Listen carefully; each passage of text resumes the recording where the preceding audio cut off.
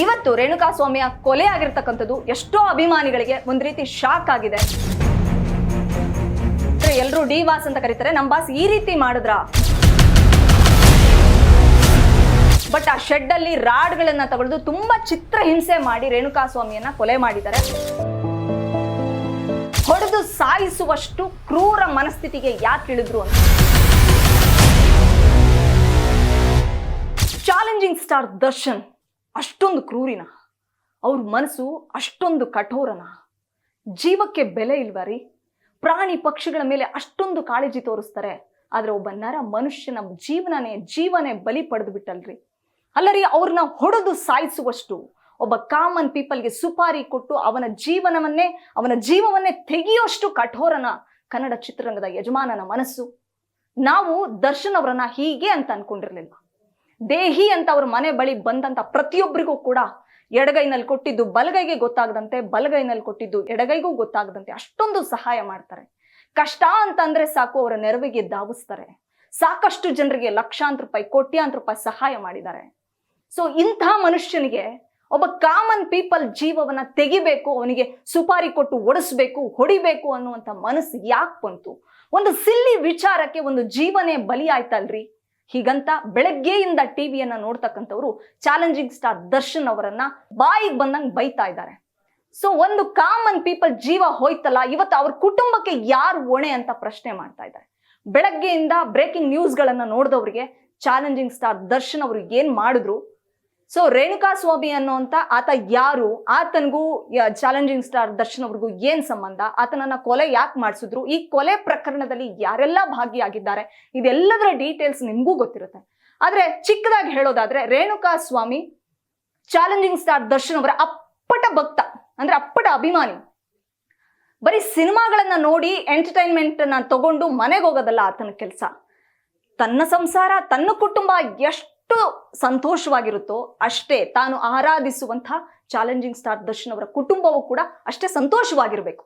ಆ ಸಂಸಾರದಲ್ಲಿ ಉಳಿ ಹಿಂಡತಕ್ಕಂಥ ಕೆಲಸವನ್ನ ಯಾವೊಂದು ಹೆಣ್ಮಕ್ಳು ಮಾಡಬಾರ್ದು. ಅದರಲ್ಲಿ ಎಸ್ಪೆಷಲಿ ಪವಿತ್ರ ಗೌಡ ಅವರಿಂದ ನಮ್ಮ ಒಡೆಯನ ಸಂಸಾರ ಒಡೆದೋಗ್ತಾ ಇದೆ. ಸೊ ಇದನ್ನ ನಾನು ಖಂಡಿಸ್ತೀನಿ ಅಂತ ಹೇಳ್ಬಿಟ್ಟು ಸೋಷಿಯಲ್ ಮೀಡಿಯಾದಲ್ಲಿ ಪವಿತ್ರ ಗೌಡ ಅವರು ಆಗ್ತಕ್ಕಂತಂದ್ರೆ ದರ್ಶನ್ ಜೊತೆಗೆ ಯಾವ್ದಾದ್ರೂ ಪೋಸ್ಟ್ ಹಾಕಿದ್ರು ಕೂಡ ಅದಕ್ಕೆ ಟಾಂಟ್ ಮಾಡುವಂತಹ, ಕಮೆಂಟ್ ಮಾಡುವಂತ, ನಮ್ಮ ಯಜಮಾನನ ಸಂಸಾರದಲ್ಲಿ ಉಳಿ ಹಿಂಡ್ತೀರಾ ಅನ್ನುವಂಥ ಕೆಲಸವನ್ನ ಈ ರೇಣುಕಾಸ್ವಾಮಿ ಚಿತ್ರದುರ್ಗ ಮೂಲದ ವ್ಯಕ್ತಿ, ಯುವಕ ಮಾಡ್ತಾ ಬರ್ತಾ ಇದ್ದ. ಸೊ ಈತ ಯಾರು, ನನ್ನನ್ನು ಯಾಕೆ ಇಷ್ಟು ಟಾರ್ಗೆಟ್ ಮಾಡಿದ್ದಾನೆ ಅನ್ನುವಂಥ ಕೋಪ ಪವಿತ್ರ ಗೌಡ ಅವ್ರಿಗಿತ್ತು. ಪವಿತ್ರ ಗೌಡ ಯಾರು ಅನ್ನೋದು ನಿಮ್ಗೆಲ್ರಿಗೂ ಗೊತ್ತಿದೆ. ಕಳೆದ 10 ವರ್ಷಗಳಿಂದ ಚಾಲೆಂಜಿಂಗ್ ಸ್ಟಾರ್ ದರ್ಶನ್ ಅವರ ಜೊತೆಗೆ ಸ್ನೇಹ ಸುಮಧುರ ಬಾಂಧವ್ಯವನ್ನ ಇಟ್ಕೊಂಡಿದ್ದಾರೆ.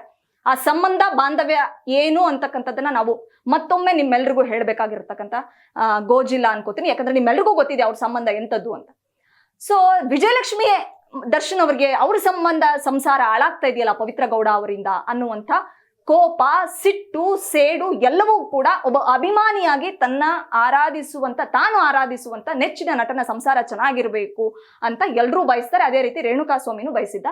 ಹೀಗಾಗಿ ಪವಿತ್ರ ಗೌಡ ಯಾವಾಗೆಲ್ಲ ಪೋಸ್ಟ್ ಮಾಡ್ತಾರೋ ಆ ಪೋಸ್ಟ್ಗೆ ಟಾಂಟ್ ಕೊಟ್ಕೊಂಡು ಬರ್ತಿದ್ದ. ಇದರಿಂದ ಸಿಟ್ಟಿಗೆದ್ದಂತ ಪವಿತ್ರ ಗೌಡ ಆತ ಯಾರು ಏನು ಎಲ್ಲ ಇನ್ಫಾರ್ಮೇಶನ್ ಕಲೆ ಹಾಕಬೇಕು ಅನ್ನೋ ಕಾರಣಕ್ಕೆ ತನ್ನ ಆಪ್ತರಾಗಿರ್ತಕ್ಕಂಥ ಪವನ್ ಅನ್ನುವಂಥ ವ್ಯಕ್ತಿಗೆ ಅವನ ಕಿವಿಗೆ ಮುಟ್ಟಿಸ್ತಾರೆ. ಆತ ಚಿತ್ರದುರ್ಗದಲ್ಲಿರ್ತಕ್ಕಂಥ ದರ್ಶನ್ ಅಭಿಮಾನಿ ಸಂಘದ ಅಧ್ಯಕ್ಷರಾಗಿರ್ತಕ್ಕಂಥ ರಾಘವೇಂದ್ರ ಸೇರಿದಂತೆ ಇತರರಿಗೆ ಒಂದಿಷ್ಟು ಮಾಹಿತಿಯನ್ನ ಅಂದ್ರೆ ಅವ್ರ ಗಮನಕ್ಕೆ ತಂದು, ಈ ರೇಣುಕಾಸ್ವಾಮಿ ಯಾರು, ಆತನನ್ನ ಕರ್ಕೊಂಡ್ ಬರ್ಬೇಕಾಗತ್ತೆ ಬೆಂಗಳೂರಿಗೆ ಅಂತ ಇಂಟಿಮೇಟ್ ಮಾಡ್ತಾರಂತೆ. ಸೊ ಅವ್ರು ಕೊಟ್ಟಿರ್ತಕ್ಕಂಥ ಅಂದ್ರೆ ಅವ್ರು ಏನ್ ಹೇಳ್ತಾರೆ, ಪವಿತ್ರ ಗೌಡ ಅವರು ರೇಣುಕಾಸ್ವಾಮಿ ಯಾರು ಏನು ಡೀಟೇಲ್ಸ್ ಎಲ್ಲ ಕಲೆ ಹಾಕಿ ಅವ್ರನ್ನ ಬೆಂಗಳೂರಿಗೆ ಕರ್ಕೊಂಡ್ ಬರ್ಬೇಕು ಅಂತ ಹೇಳಿದಾಗ ಅದು ದರ್ಶನ್ ಅವ್ರ ಗಮನಕ್ಕೂ ಹೋಗುತ್ತೆ. ಸೊ ಅಲ್ಲಿನ ಅಭಿಮಾನಿ ಸಂಘದ ಅಧ್ಯಕ್ಷರಾಗಿರ್ತಕ್ಕಂಥ ರಾಘವೇಂದ್ರ ಜೊತೆಗೆ ಇನ್ನಿತರ ಸಹಚರರು ಬೆಂಗಳೂರಿಗೆ ಕರ್ಕೊಂಡ್ಬರುವಂತ ಕೆಲಸವನ್ನ ಮಾಡ್ತಾರೆ. ಸೊ ನಾನು ದರ್ಶನ್ ಅವ್ರನ್ನ ನೋಡ್ಬೋದಲ್ಲ, ಸೊ ಪ್ರತಿ ವರ್ಷ ಬರ್ಡೇಗೆ ನೋಡ್ತೀನಿ, ಬಟ್ ನೇರವಾಗಿ ಅವ್ರ ಮನೆಗೆ ಹೋಗಿ ಭೇಟಿ ಅಂದ್ರೆ ಅವ್ರಿಗೆ ಹೇಳಿರ್ತಾರಂತೆ ರೇಣುಕಾಸ್ವಾಮಿಗೆ, ನಿನ್ನನ್ನ ಖುದ್ದಾಗಿ ದರ್ಶನ್ ಅವ್ರನ್ನ ಭೇಟಿ ಮಾಡಿಸ್ತೀನಿ ಬನ್ನಿ ಅಂತ. ಸೊ ಒಬ್ಬ ಅಭಿಮಾನಿಗೆ ತಾನು ತನ್ನ ನೆಚ್ಚಿನ ನಟನನ್ನ ನೋಡ್ಬೇಕು, ಅವ್ರು ಸಿಗ್ತಾರೆ, ಮಾತಾಡಿಸುವಂತ ಅವಕಾಶ ಸಿಗುತ್ತೆ, ಕೈ ಕುಲುಕುವಂತ ಅವಕಾಶ ಸಿಗುತ್ತೆ ಅಂತ ಯಾರು ಎಷ್ಟು ದೂರದಿಂದ ಬರ್ಲಿಕ್ಕೂ ತಯಾರಿರ್ತಾರೆ. ಅದರಂತೆ ರೇಣುಕಾಸ್ವಾಮಿ ಬೆಂಗಳೂರಿಗೆ ಬರ್ತಾರೆ. ಬೆಂಗಳೂರಿಗೆ ಬಂದ್ಮೇಲೆ ಅಸಲಿಯತ್ತೆ ಬೇರೆ ಆಗಿರುತ್ತೆ. ಸೊ ರೇಣುಕಾಸ್ವಾಮಿ ಅವರನ್ನ ಕರ್ಸ್ಕೊಂಡಿದ್ದ ಉದ್ದೇಶ ಪವಿತ್ರ ಗೌಡ ಅವ್ರಿಗೆ ಅಶ್ಲೀಲವಾಗಿ ಕಮೆಂಟ್ ಆಗ್ತಕ್ಕಂಥ, ಅಂದ್ರೆ ವಿಜಯಲಕ್ಷ್ಮಿ ಪರವಾಗಿ ಪವಿತ್ರ ಗೌಡ ವಿರುದ್ಧವಾಗಿ ಕಮೆಂಟ್ ಆಗ್ತಾ ಬಂದಿದ್ರು ರೇಣುಕಾಸ್ವಾಮಿ ಅವರು. ಸೊ ಹಿಂಗಾಗಿ ಅವ್ರನ್ನ ಬೆಂಗಳೂರಿಗೆ ಕರ್ಸ್ಕೊಂಡು ಅವ್ರನ್ನ ಯಾಮಾರಿಸಿ RR ನಗರದಲ್ಲಿರ್ತಕ್ಕಂಥ ಒಂದು ಶೆಡ್ ಅಲ್ಲಿ ಕೂಡ ಹಾಕಿ ಅವರಿಗೆ ಚಿತ್ರ ಹಿಂಸೆ ಕೊಟ್ಟು ರಾಡಲ್ಲಿ ಒಡೆಯುವಂತ ಕೆಲಸ ಆಗಿದೆಯಂತೆ. ಇದರಲ್ಲಿ ದರ್ಶನ್ ಅವರ ಕೈಚಳಕವೂ ಇದೆ. ಶನಿವಾರ ಮಠ ಮಧ್ಯಾಹ್ನವೇ ತನ್ನ ಸ್ನೇಹಿತರು, ಸಹಚರರು, ಆಮೇಲೆ ಗಾಡಿ ಅಂದ್ರೆ ಅವ್ರ ಕಾರ್ ಡ್ರೈವರ್ಸು ಮತ್ತೆ ಅವರ ಬೌನ್ಸರ್ಸು ಎಲ್ಲರೂ ಸೇರ್ಕೊಂಡು RR ನಗರದಲ್ಲಿರ್ತಕ್ಕಂಥ ಅವರ ಸ್ನೇಹಿತ ವಿನಯ್ ಇದಾರಲ್ಲ, ಅವ್ರದ್ದು ಒಂದು ರೆಸ್ಟೋರೆಂಟ್ ಇದೆ. ಆ ರೆಸ್ಟೋರೆಂಟ್ ಅಲ್ಲಿ ಕೂತ್ಕೊಂಡು ಮಠ ಮಧ್ಯಾಹ್ನ ಪಾರ್ಟಿ ಮಾಡಿ RR ನಗರದ ಶೆಡ್ ಅಲ್ಲಿ ಕೂಡಾಕಿರ್ತಕ್ಕಂಥ ರೇಣುಕಾ ಸ್ವಾಮಿಯವನ್ನ ಅಲ್ಲಿಗೆ ಹೋಗ್ತಾರೆ, ಶೆಡ್ಡಿಗೆ ಹೋಗ್ತಾರೆ. ಎಲ್ರು ಮೊದಲು ನೀನೇನಾ ಪವಿತ್ರ ಗೌಡ ಅವರಿಗೆ ಕಮೆಂಟ್ ಮಾಡ್ತಾ ಇದ್ದಿದ್ದು ಕೆಟ್ಟದಾಗಿ ಅಂತ ದರ್ಶನ್ ಅವರು ಹೇಳ್ತಾರಂತೆ. ಹೇಳಿದ್ದಾದ್ಮೇಲೆ ದರ್ಶನ್ ಹೊಡಿತಾರೆ ಅಂತ ಇನ್ವೆಸ್ಟಿಗೇಷನ್ ಅಲ್ಲಿ ಗೊತ್ತಾಗಿದೆ, ಅಂದ್ರೆ ಹೊಡೆದಿದ್ದಾರೆ ಅಂತ. ಬಟ್ ದರ್ಶನ್ ಹೇಳಿಕೆ ಕೊಟ್ಟಿರೋದೇನಂದ್ರೆ, ನಾನು ಅಲ್ಲಿ ಶೆಡ್ಡಿಗೆ ಹೋಗಿದ್ದು ನಿಜ, ಅವನಿಗೆ ಯಾಕೆ ಪವಿತ್ರ ಗೌಡಗೆ ಕೆಟ್ಟದಾಗಿ ಕಮೆಂಟ್ ಮಾಡಿದ್ದೆ ಅಂತ ಕೇಳಿದ್ದು ನಿಜ, ಬಟ್ ಆದ್ರೆ ಸುಪಾರಿ ಕೊಟ್ಟಿಲ್ಲ, ಅವನನ್ನ ಹೊಡೆದು ಸಾಯಿಸಿಲ್ಲ, ನಾನು ಹೊಡೆದಿಲ್ಲ. ನಾನು ನನ್ನ ಬೆಂಬಲಿಗರಿಗೆ ಅಂದ್ರೆ ನನ್ನ ಆತ್ಮೀಯರಿಗೆ, ಸಹಚರರಿಗೆ ಯಾರಿಗೂ ಕೂಡ ಅವನನ್ನ ಹೊಡೆದು ಸಾಯಿಸಬೇಕು ಅಂತ ನಾನು ಹೇಳಿರ್ಲಿಲ್ಲ, ಜಸ್ಟ್ ಇನ್ಫಾರ್ಮ್ ಮಾಡಿದ್ದೆ ಅಷ್ಟೇ, ಅಂದ್ರೆ ವಾರ್ನಿಂಗ್ ಕೊಟ್ಟಿದ್ದೆ ಅಷ್ಟೇ ಅಂತ ಹೇಳ್ತಿದ್ದಾರೆ. ಬಟ್ ಆ ಶೆಡ್ ಅಲ್ಲಿ ರಾಡ್ಗಳನ್ನ ತಗೊಳ್ದು ತುಂಬಾ ಚಿತ್ರ ಹಿಂಸೆ ಮಾಡಿ ರೇಣುಕಾ ಸ್ವಾಮಿಯನ್ನ ಕೊಲೆ ಮಾಡಿದ್ದಾರೆ. ಆ ಕೊಲೆ ಆರೋಪದಡಿ ಇವತ್ತು ಬೆಳಗ್ಗೆ ಮೈಸೂರಿನಲ್ಲಿ ಚಾಲೆಂಜಿಂಗ್ ಸ್ಟಾರ್ ದರ್ಶನ್ ಅವರನ್ನ ಅರೆಸ್ಟ್ ಮಾಡಿದ್ರು. ಕಾಮಾಕ್ಷಿ ಪಾಳ್ಯ ಪೊಲೀಸ್ ಸ್ಟೇಷನ್ಗೆ ಕರ್ಕೊಂಡ್ ಬರಲಾಯಿತು, ಜೊತೆಗೆ RR ನಗರದಲ್ಲಿರ್ತಕ್ಕಂಥ ಅನ್ನಪೂರ್ಣೇಶ್ವರಿ ಸ್ಟೇಷನ್ ಕರ್ಕೊಂಡು ಬರಲಾಯಿತು. ಸೊ ಬೆಳಗ್ಗೆಯಿಂದ ಸಂಜೆ 6 ಗಂಟೆಯ ತನಕ ಸುದೀರ್ಘವಾದಂತಹ ಒಂದು ತನಿಖೆಯನ್ನ ಮಾಡಿ A1 ಆರೋಪಿ ಪವಿತ್ರ ಗೌಡ, A2 ಆರೋಪಿ challenging star Darshan, A3 Pavan ಜೊತೆಗೆ ಇವ್ರ 3 ಜನದ ಜೊತೆಗೆ ಇನ್ನು 10 ಜನರನ್ನ ರೇಣುಕಾ ಸ್ವಾಮಿ ಕೊಲೆ ಮಾಡಿರ್ತಕ್ಕಂಥ ಪ್ರಕರಣದಲ್ಲಿ ಇವರು ಇಷ್ಟೂ ಜನ 13 ಜನರನ್ನು ಕೂಡ ಆರೋಪಿಗಳನ್ನಾಗಿ ಮಾಡಿ FIR ಅನ್ನ ದಾಖಲು ಮಾಡಿದ್ದಾರೆ. ಇವತ್ತು ಸಂಜೆ ಅವರನ್ನ ಕೋರ್ಟ್ಗೆ ಅಂದ್ರೆ ಜಡ್ಜ್ ಮುಂದೆ ಕರೆತರಲಾಗಿತ್ತು. ಆ ಸಂದರ್ಭದಲ್ಲಿ ಚಾಲೆಂಜಿಂಗ್ ಸ್ಟಾರ್ ದರ್ಶನ್ ಅವರು ಕಣ್ಣೀರ್ ಹಾಕಿದ್ದಾರೆ. ಯೂಶುವಲಿ ನಾವು ದಾಸ ಅವರನ್ನ ಅಂದ್ರೆ ದರ್ಶನ್ ಅವರನ್ನ ಕಣ್ಣೀರ್ ಹಾಕಿದ್ದು ತುಂಬಾ ಕಡಿಮೆ ನೋಡಿರೋದು ಸಿನಿಮಾಗಳಲ್ಲಿ ಮಾತ್ರ.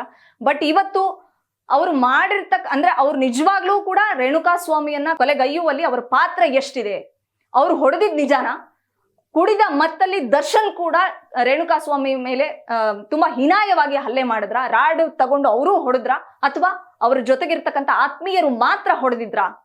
ಈಗ ಇನ್ನೂ ಕೂಡ ತನಿಖೆಯ ಹಂತದಲ್ಲಿದೆ. ಸದ್ಯ ಜಡ್ಜ್ ಮುಂದೆ ಅವ್ರನ್ನ ಪ್ರಸ್ತುತ ಪಡಿಸಿದಂತ ಸಂದರ್ಭದಲ್ಲಿ ಕಾಮಾಕ್ಷಿ ಪಾಳ್ಯ ಪೊಲೀಸರು ಜೊತೆಗೆ ಅನ್ನಪೂರ್ಣೇಶ್ವರಿ ಪೊಲೀಸ್ ಅಧಿಕಾರಿಗಳು ನಮ್ಮ ಕಸ್ಟಡಿಗೆ ಬೇಕು ಈ 13 ಜನರು ಅನ್ನುವಂತ, ಅಂದ್ರೆ ದರ್ಶನ್, ಪವಿತ್ರ ಗೌಡ ಮತ್ತೆ ಪವನ್ ಸೇರಿದಂತೆ 13 ಜನ ಆರೋಪಿಗಳನ್ನ ತಮ್ಮ ಕಸ್ಟಡಿಗೆ ಕೇಳಿದ್ದಾರೆ.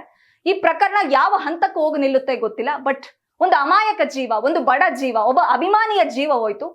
ರೇಣುಕಾ ಸ್ವಾಮಿ ನನ್ನ ಅಭಿಮಾನಿ ಅನ್ನುವಂತ ಸತ್ಯ ದರ್ಶನ್ ಅವರಿಗೆ ಗೊತ್ತಿತ್ತೋ ಗೊತ್ತಿಲ್ವೋ ಗೊತ್ತಿಲ್ಲ. ಆದ್ರೆ ಇವತ್ತು ರೇಣುಕಾ ಸ್ವಾಮಿಯ ಕೊಲೆ ಆಗಿರ್ತಕ್ಕಂಥದ್ದು ಎಷ್ಟೋ ಅಭಿಮಾನಿಗಳಿಗೆ ಒಂದ್ ರೀತಿ ಶಾಕ್ ಆಗಿದೆ. ನಮ್ ಬಾಸ್ ಅಂದ್ರೆ ಎಲ್ರು ಡಿ ಬಾಸ್ ಅಂತ ಕರೀತಾರೆ, ನಮ್ ಬಾಸ್ ಈ ರೀತಿ ಮಾಡಿದ್ರ? ಅಭಿಮಾನಿ ಅಂತ ಗೊತ್ತಿರ್ಲಿಲ್ಲೋ ಗೊತ್ತಿಲ್ಲ, ಆದ್ರೆ ವಾರ್ನ್ ಮಾಡಿ ಕೈ ಬಿಡ್ಬೋದಾಗಿತ್ತು. ಕೆಟ್ಟದಾಗಿ ಕಮೆಂಟ್ ಮಾಡ್ಬೇಡ ಪವಿತ್ರ ಗೌಡ ಅವರಿಗೆ, ಅವರ ನಮ್ಮ ಸಂಬಂಧ ಬೇರೆದ್ದೇ ಇದೆ ಅಂತ ಖುದ್ದಾಗಿ ಭೇಟಿ ಆಗಿದ್ರಲ್ಲ, ನೇರವಾಗಿ ಹೇಳ್ಬೋದಿತ್ತು. ಬಟ್ ಆದ್ರೆ ಈ ರೀತಿ ಯಾಕೆ ಮಾಡಿದ್ರು, ಹೊಡೆದು ಸಾಯಿಸುವಷ್ಟು ಕ್ರೂರ ಮನಸ್ಥಿತಿಗೆ ಯಾಕೆ ಇಳಿದ್ರು ಅಂತ ಎಲ್ಲರೂ ಕೂಡ ಮಾತನಾಡ್ಕೊಳ್ತಿದ್ದಾರೆ. ಸದ್ಯ ಈ ಪ್ರಕರಣ ಜಡ್ಜ್ ಮುಂದೆ ಹೋಗಿ 13 ಜನರನ್ನ, ದರ್ಶನ್, ಪವಿತ್ರ ಗೌಡ ಸೇರಿದಂತೆ 13 ಜನರ ಆರೋಪಿಗಳನ್ನ ಕಸ್ಟಡಿಗೆ ತೆಗೆದುಕೊಂಡಿದ್ದಾರೆ. ಮುಂದಿನ ದಿನಗಳಲ್ಲಿ ಅಂದ್ರೆ ನಾಳೆ ಈ ಪ್ರಕರಣ ಯಾವ ರೀತಿ ತಿರುವನ್ನ ಪಡೆದುಕೊಳ್ಳುತ್ತೆ. ಸೊ ನಾನು ಶೆಡ್ಗೆ ಹೋಗಿದ್ದು ನಿಜ, ನಾನು ಕಾರಲ್ಲಿ ಹೋಗಿದ್ದು ನಿಜ, ಬಟ್ ಆದ್ರೆ ನಾನು ಹೊಡೆದು ಸಾಯಿಸಿ ಅಂತ ನಾನು ಹೊಡೆದಿಲ್ಲ, ನಾನು ಸುಪಾರಿ ಕೊಟ್ಟಿಲ್ಲ ಅಂತಕ್ಕಂಥದ್ದು ದರ್ಶನ್ ಅವರ ವಾದ. ಬಟ್ ತನಿಖೆಯಲ್ಲಿ ಬೇರೆ ಆಯಾಮದಲ್ಲಿ ತನಿಖೆ ನಡೀತಾ ಇದೆ. ತನಿಖೆಯನ್ನ ನಡೆಸಿದಾಗ ಸೊ ಅಸಲಿಯತ್ ಏನು ಅಂತ ಗೊತ್ತಾಗುತ್ತೆ. ಅಲ್ಲಿವರೆಗೂ ಕೂಡ ಇದು ಆರೋಪ ಅಷ್ಟೇ. ಇದು ಗ್ಯಾರಂಟಿ ನ್ಯೂಸ್, ಸುದ್ದಿ ಖಚಿತ, ನ್ಯಾಯ ನಿಶ್ಚಿತ. ಗ್ಯಾರಂಟಿ ನ್ಯೂಸ್, ಸುದ್ದಿ ಖಚಿತ, ನ್ಯಾಯ ನಿಶ್ಚಿತ.